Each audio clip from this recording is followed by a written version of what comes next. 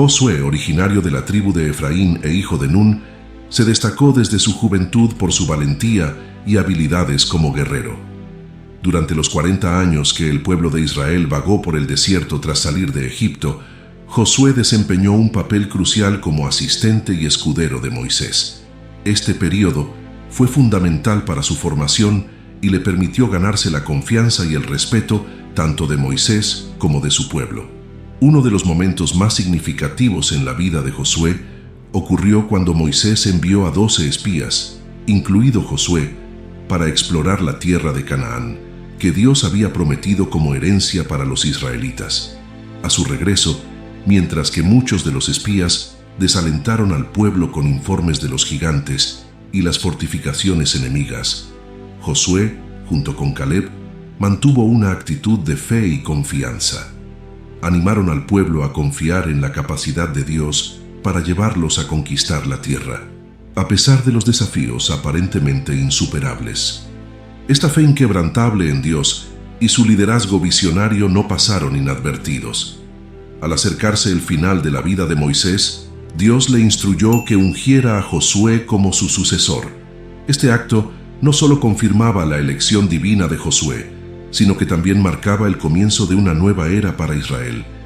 En un acto público, delante de todo Israel, Moisés convocó a Josué y le impartió palabras de fortaleza y aliento. Le aseguró que, al igual que había estado con Moisés, Dios estaría con él. No lo dejaría ni lo desampararía. Esta transición de liderazgo se selló con las palabras de Moisés en Deuteronomio 31, versículos 7 al 8.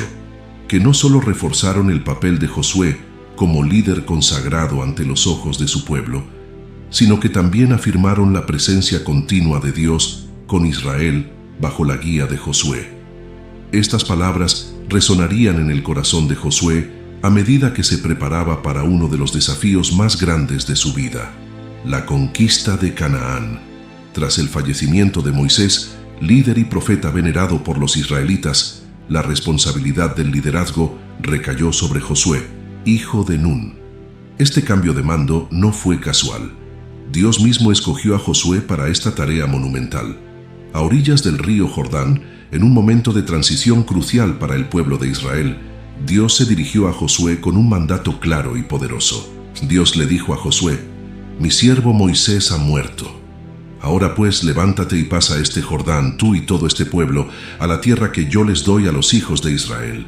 Nadie te podrá hacer frente en todos los días de tu vida.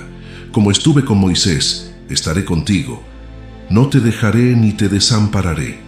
Sé fuerte y valiente, porque tú repartirás a este pueblo la tierra que juré a sus padres que les daría». Josué 1, versículos 2 al 6. Con estas palabras, Dios no solo confirmó a Josué como líder, sino que también le infundió valor y determinación.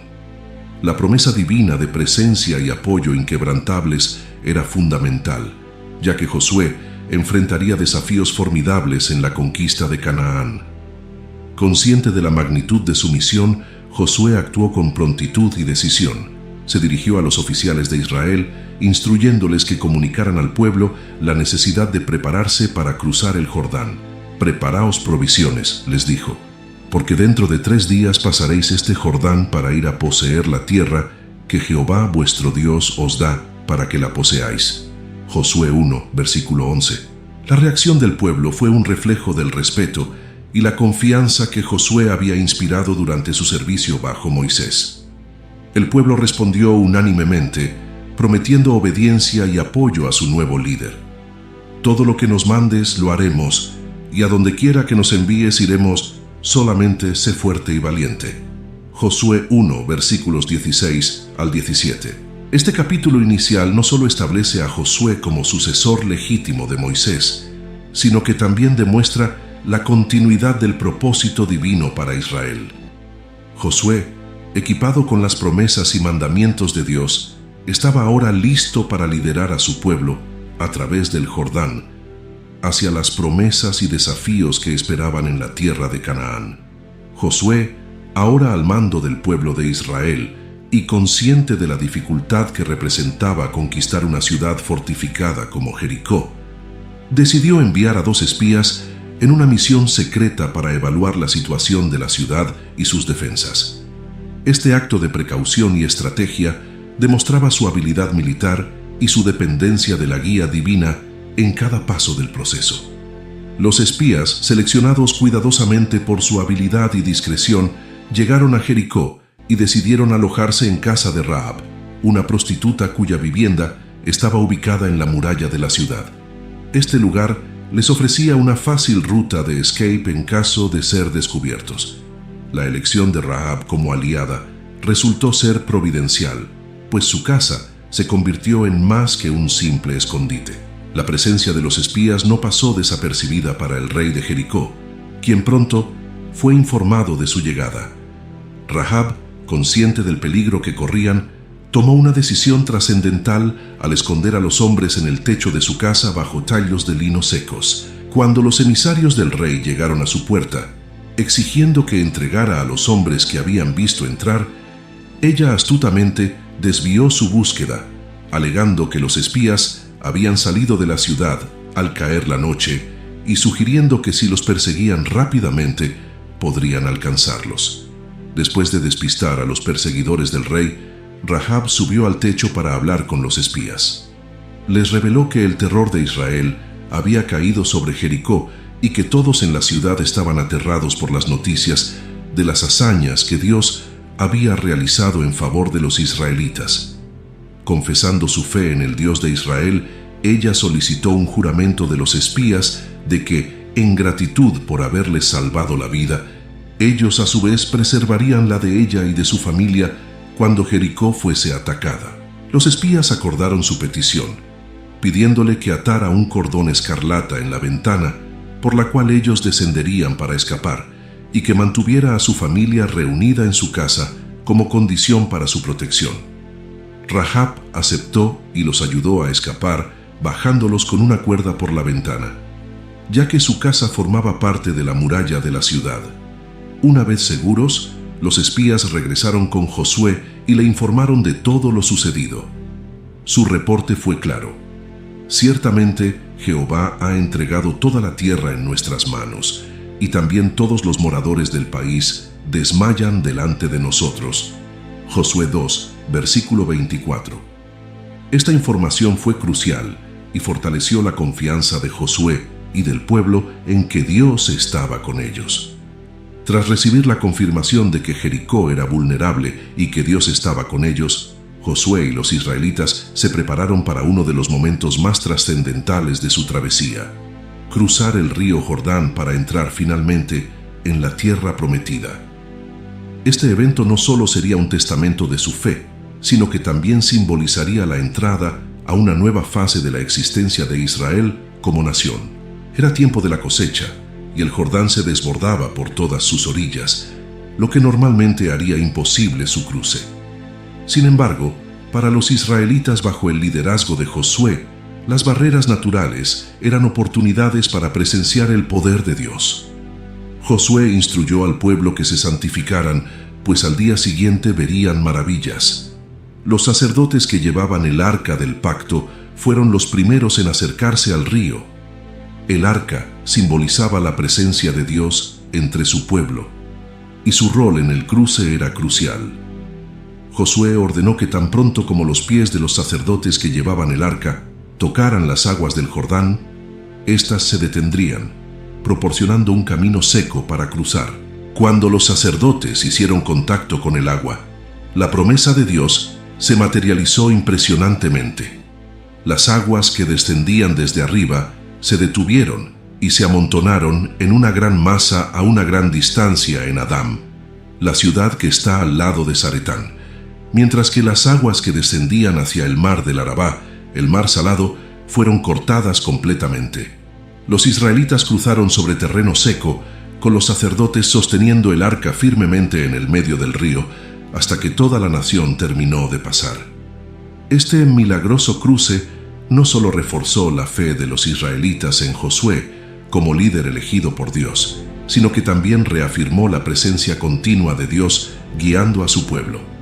Una vez que todos estuvieron al otro lado, Josué comandó a un hombre de cada tribu recoger una piedra del lecho del río, donde los sacerdotes habían estado parados, para erigir un monumento en Gilgal. Este monumento serviría como un recordatorio perpetuo para las generaciones futuras de lo que Dios había hecho por Israel ese día. Al completar el cruce, los israelitas establecieron campamento en Gilgal, en el borde oriental de Jericó. Las piedras se colocaron como Josué lo había ordenado y él mismo explicó su significado. Cada vez que en el futuro los hijos de Israel preguntaran qué representaban esas piedras, se les diría acerca del poder de Dios que detuvo las aguas del Jordán ante el arca del pacto del Señor, permitiendo que todo Israel cruzara en seco.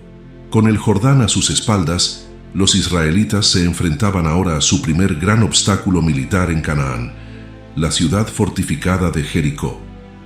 Conocida por sus robustas murallas, Jericó era un bastión clave para la defensa de la región y un símbolo de resistencia ante la invasión israelita. Sin embargo, lo que parecía ser un desafío insuperable se convertiría en un testimonio del poder divino y de la estrategia divinamente inspirada. Josué recibió instrucciones detalladas de Dios sobre cómo proceder. En lugar de un asalto convencional, los israelitas debían llevar a cabo un ritual que demostraba su dependencia total de Dios para la victoria. Durante 6 días, los sacerdotes, llevando el arca del pacto, y los soldados armados debían marchar en silencio alrededor de la ciudad una vez al día. 7 sacerdotes, llevando trompetas de cuernos de carnero, marchaban delante del arca, tocando sus trompetas pero sin que el resto del pueblo emitiera sonido alguno.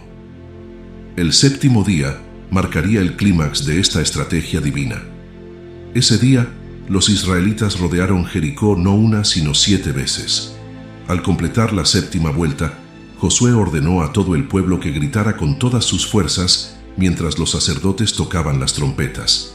El sonido estruendoso, combinado con la fe en la promesa de Dios, hizo que las murallas de Jericó se derrumbaran instantáneamente. La caída de las murallas fue seguida por un asalto total. Los israelitas invadieron la ciudad, destruyendo todo en cumplimiento de las instrucciones divinas. Solo Rahab, la mujer que había escondido a los espías, y su familia fueron perdonados, tal como se había prometido. Rahab y su familia fueron sacados de su casa por los mismos espías que ella había protegido y se integraron a la comunidad de Israel. La conquista de Jericó fue un evento crucial, no solo militarmente, sino también espiritualmente.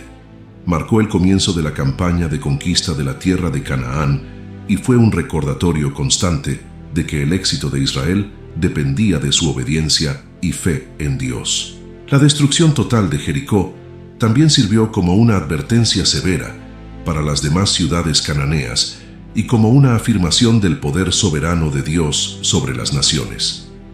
Después del triunfo en Jericó, Josué y los israelitas se prepararon para tomar Ai, una ciudad aparentemente menos formidable.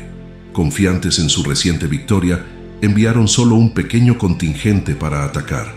Sin embargo, fueron sorprendentemente derrotados y rechazados por los hombres de Ai, lo que resultó en una pérdida desmoralizadora para los israelitas. Y los hombres de Ai hirieron de ellos como a 36 hombres, y los siguieron desde la puerta hasta Sebarim, y los derrotaron en la bajada, por lo cual el corazón del pueblo se derritió y se volvió como agua. Josué 7, versículo 5.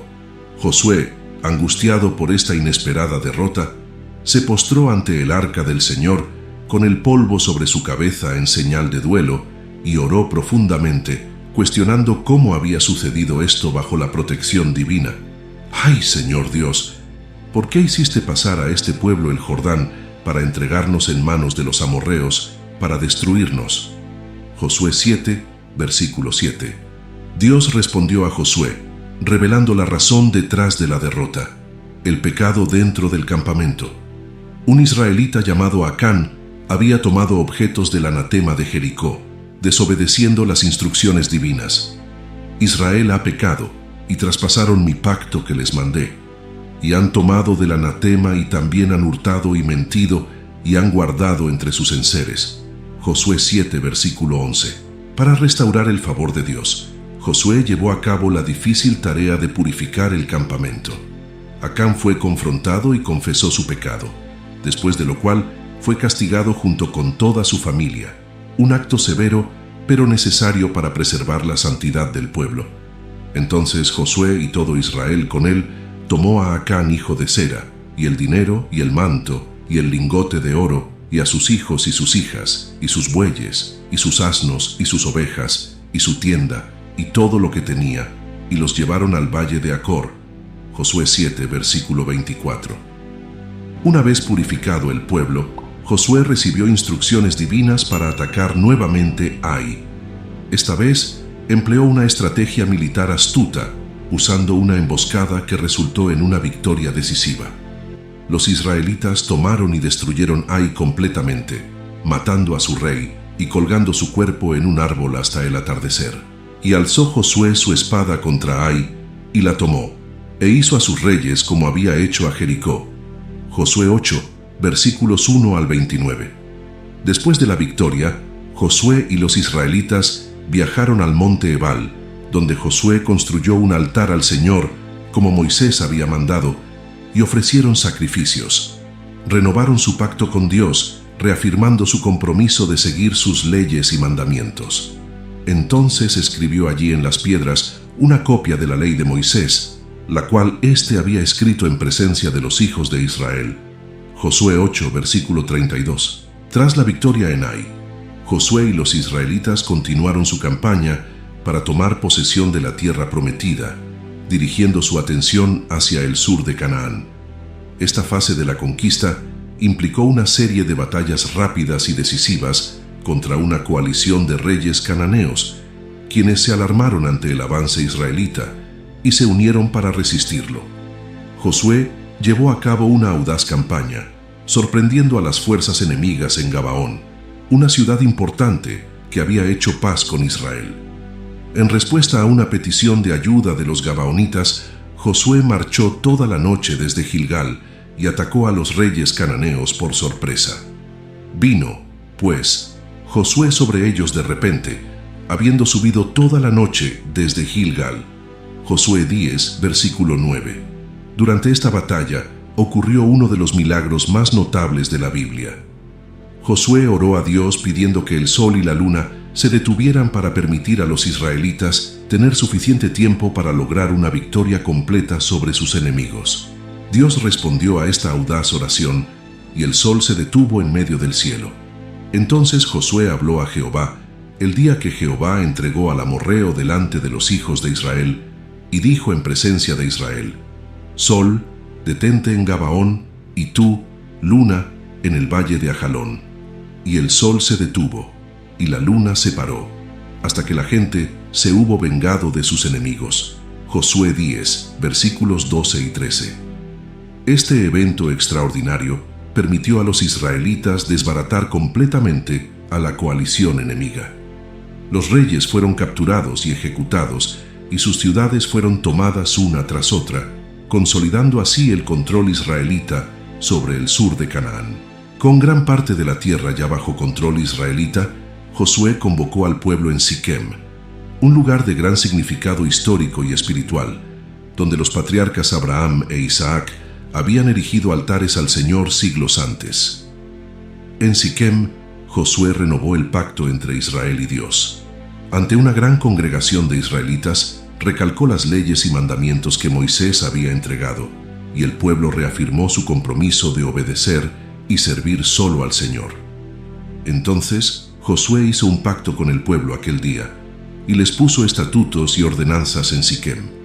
Y escribió Josué estas palabras en el libro de la ley de Dios, y tomó una gran piedra, y la erigió allí debajo de la encina que estaba junto al santuario de Jehová. Josué 24, versículos 25 y 26. Este acto no solo reforzó la ley dada a Moisés, sino que también funcionó como un recordatorio constante de la necesidad de fidelidad y obediencia a Dios, estableciendo un legado espiritual para las generaciones futuras. Después de las exitosas campañas militares en el sur y el norte de Canaán, llegó el momento de distribuir la tierra entre las tribus de Israel. Este proceso no solo era esencial para establecer un asentamiento permanente, sino que también cumplía las promesas hechas por Dios a los patriarcas Abraham, Isaac y Jacob. Josué, en cumplimiento de las instrucciones dadas por Moisés y por mandato divino, procedió a la asignación de las tierras. Esta distribución se llevó a cabo mediante lotes, un método que aseguraba que la asignación fuera dirigida por la providencia de Dios, evitando favoritismos humanos. Ciertamente, la tierra se repartirá por suerte. Conforme a los nombres de las tribus de sus padres heredarán. Según la suerte caiga su heredad, así la tomarán, sea mucha o sea poca. Números 26, versículos 55 y 56. La base de operaciones para esta importante tarea fue establecida en Silo, donde se plantó el tabernáculo. Silo se convirtió en un centro religioso y administrativo para Israel durante este tiempo, lo que refleja la integración de la vida espiritual y civil en la comunidad israelita. Además de la distribución general de tierras, se hicieron asignaciones especiales. Las ciudades de refugio fueron establecidas para proporcionar un lugar seguro para cualquiera que cometiera un homicidio involuntario, permitiendo un juicio justo y protección contra la venganza de sangre hasta que se resolviera el caso. También hablarás a los hijos de Israel, diciendo: Dad a los levitas de la heredad de vuestra posesión ciudades en que habiten, y daréis a los levitas los ejidos de esas ciudades alrededor de ellas. Números 35, versículo 2. Los levitas, quienes no recibieron una porción de tierra como las otras tribus debido a su servicio especial en el sacerdocio y en el tabernáculo, recibieron ciudades específicas y los campos alrededor de estas para sus ganados y cultivos. Josué también confirmó las tierras para las tribus de Rubén y Gad y la media tribu de Manasés, al este del Jordán. Estas tribus habían recibido la aprobación de Moisés para establecerse allí antes de las conquistas en Canaán, con la condición de que sus guerreros ayudaran en la campaña de conquista del lado oeste del Jordán, lo cual cumplieron. Y Moisés les dio a los hijos de Gad y a los hijos de Rubén y a la media tribu de Manasés, hijo de José, el reino de Sehón, rey de los amorreos, y el reino de Og, rey de Basán, la tierra con sus ciudades en los límites, las ciudades del país alrededor. Números 32, versículo 33. Esta cuidadosa distribución no solo proporcionó a cada tribu un hogar permanente, sino que también fortaleció la estructura tribal de Israel y subrayó la importancia de seguir las instrucciones divinas para asegurar la paz y la estabilidad en la tierra. Después de años de conquistas y de establecer las tribus de Israel en sus respectivas heredades, Josué, envejecido pero todavía guiado por un sentido profundo del deber, se dedicó a solidificar la fe y la obediencia del pueblo hacia Dios. Sabiendo que sus días estaban contados, convocó al pueblo de Israel en varias ocasiones para impartir sus últimas palabras y consejos. Josué convocó por primera vez a los líderes, jueces y oficiales de Israel en Timnat Sera, donde residía. En esta reunión les recordó a los líderes de Israel todo lo que Dios había hecho por ellos, desde la liberación de Egipto hasta la entrega de la tierra de Canaán. Hizo un llamado apasionado a la fidelidad y a la obediencia a la ley de Dios. Vosotros veis todo lo que Jehová vuestro Dios ha hecho con todas estas naciones por causa vuestra, porque Jehová vuestro Dios es el que ha peleado por vosotros. Josué 23, versículo 3. Advirtió seriamente contra la asimilación con las naciones paganas restantes o el matrimonio con ellas, pues sus prácticas idolátricas podrían desviar a los israelitas de su fidelidad a Dios. Guardad con diligencia vuestras almas, para que améis a Jehová vuestro Dios. Pero si de alguna manera os apartáis y os juntáis con los sobrevivientes de estas naciones, sabed por cierto que Jehová vuestro Dios no continuará echando estas naciones de delante de vosotros. Josué 23, versículos 11 al 13. Luego, Josué reunió a todo el pueblo, incluidas las familias y los niños, en Siquem, un lugar histórico donde Abraham había construido un altar al Señor siglos antes. Este sitio fue escogido por su significado simbólico y por estar en el corazón de la tierra que las tribus ahora poseían. En Siquem, Josué renovó el pacto entre Israel y Dios.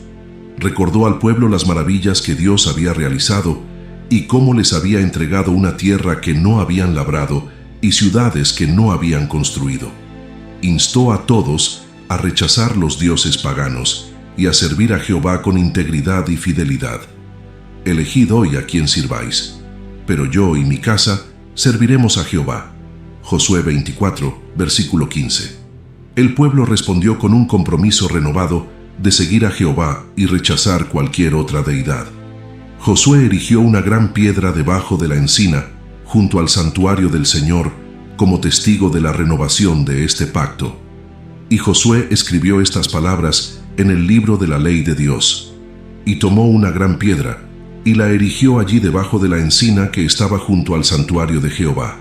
Y Josué dijo a todo el pueblo: He aquí, esta piedra nos será por testigo, porque ha oído todas las palabras de Jehová que nos ha hablado.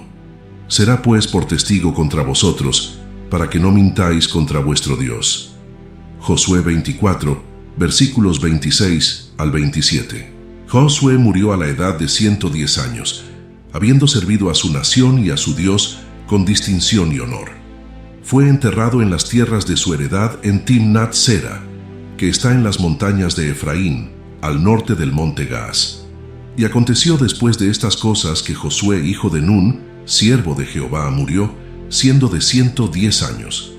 Y lo sepultaron en el territorio de su heredad en Timnat Sera, que está en el monte de Efraín, al norte del monte Gaas. Josué 24, versículos 29 al 30. La elección de Timnat Sera como su lugar de descanso final no fue casual. Reflejaba su conexión profunda con la tierra que había ayudado a conquistar y su deseo de permanecer entre el pueblo que había guiado.